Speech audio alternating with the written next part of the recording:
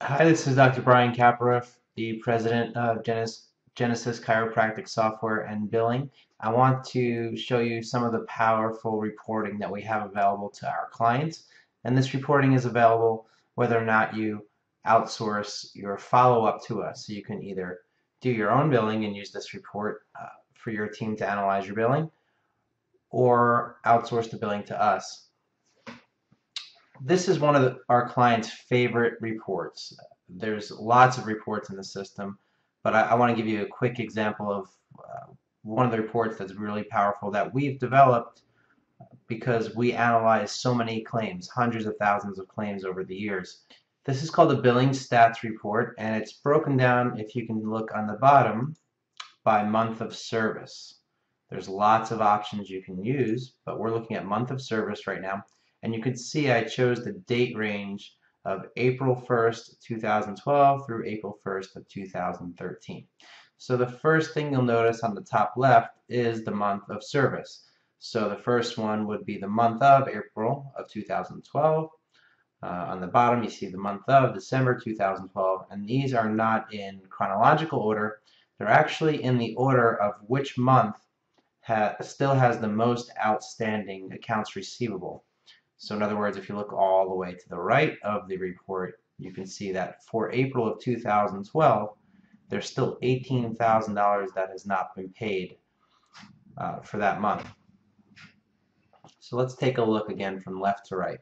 The first thing you'll notice is that there was 45 visits seen in that month, and you can see that for each month. Then the number of claims that were actually created in that month, the number of charges, because on each claim you can have multiple charges, number of units, and then what's really nice is you can see the total amount billed within that month.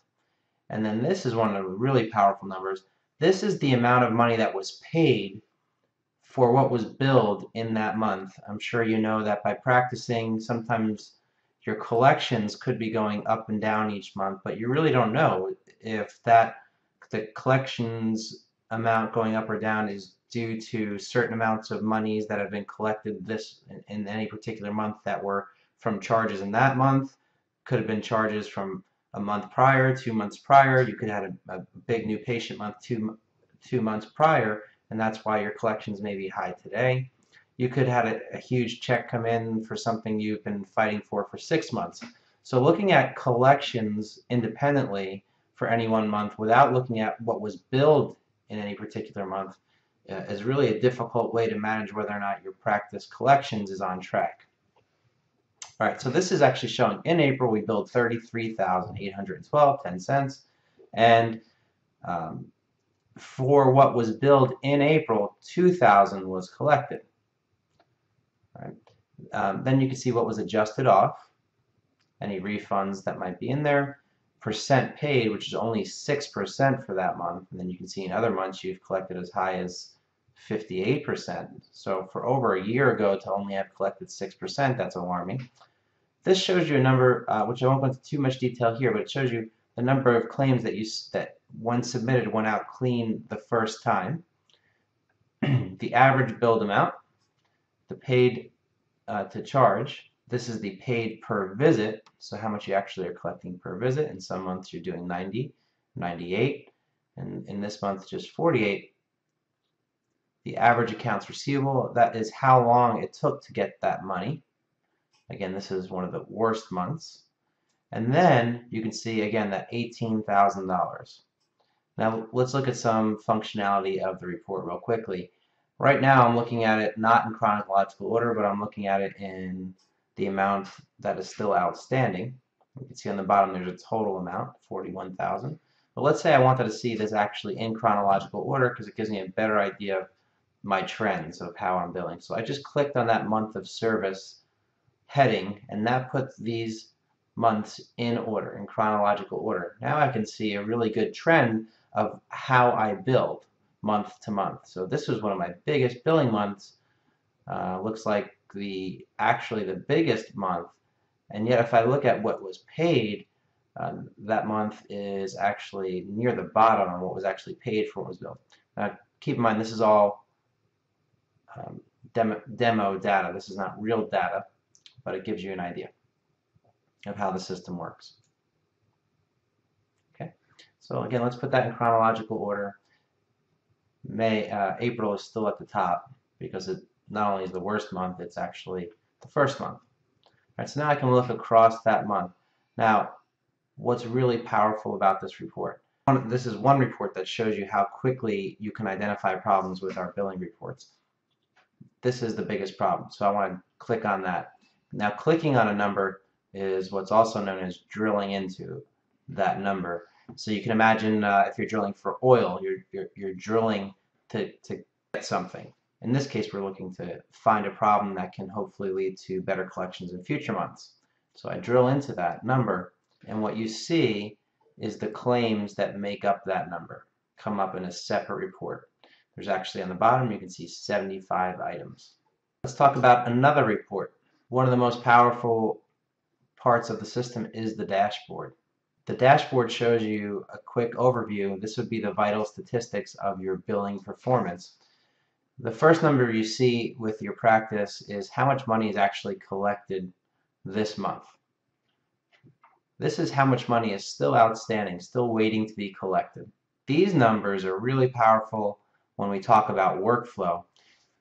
You probably have read that the system finds claims and gives them to you, where other systems are depending on you to find claims and aging reports. So there's a few numbers. The first number you see is that actually the number of claims that need to be worked on by your practice. So sometimes we follow up on a claim and we need more information from your practice. It gets sent back to your claims workbench.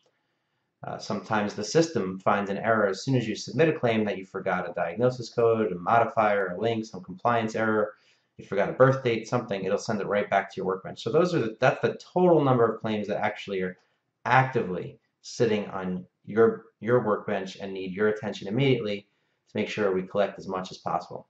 On the other side of the fence, there's your billing team.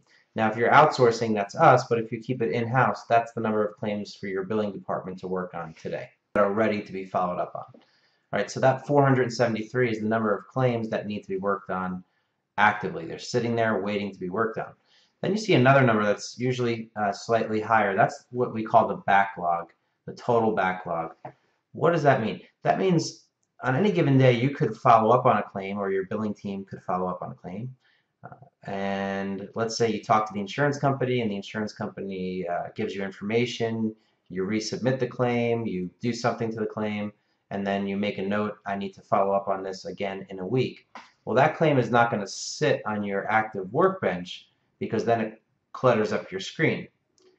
What you do is you set a date and it goes out into the future at some point. It will reappear on your workbench at a given date, a future date. So when it's in a future date, this number accounts for the total number of claims, the ones that are actively needing work today and the ones that are in the backlog that also might need work in the future. This is a good number to keep track of as whether or not it's growing, shrinking, staying the same. That helps us know whether or not the billing team or your billing department is able to keep up with the amount of billing work that needs to be done every day. That's how we're able to manage hundreds of billing practices across the country. All right, so this next number is the accounts receivable. There's actually a group of 3 numbers. This is the dollar amount that is older than 30 days. That means you billed it more than 30 days ago and it's still not collected. This is older than 60 days. You billed it more than 60 days ago, still not collected. And the AR over 120 is at 0 in this practice. This is older than 120 days, still not collected. Then you can see it also breaks it down by percentages. For our company, we focus for our practices on this third number. The reason is if it's taken you more than 120 days to collect, in most cases you'll never collect it. And that, set aside personal injury and things like that, most major med should be collected in 128 days, and in the billing industry, that number is the number that is used to actually measure billing performance.